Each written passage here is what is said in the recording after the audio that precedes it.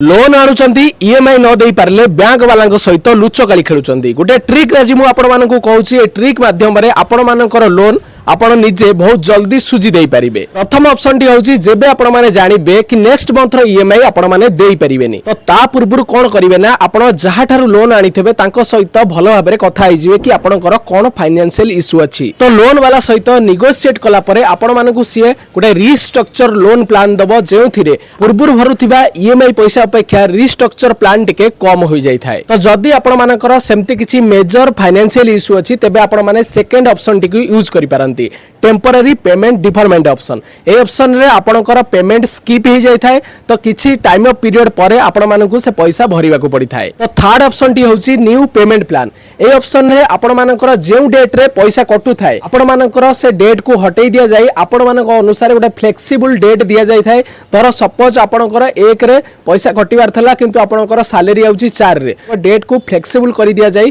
ताको 7 के 8 किंबा रखि दिया जाय। तो एई भली तीनटा ऑप्शन रो आपण माने फायदा उठै परिबे जदि आपण माने टाइम रे ईएमआई देई पारु नाहंती। धन्यवाद।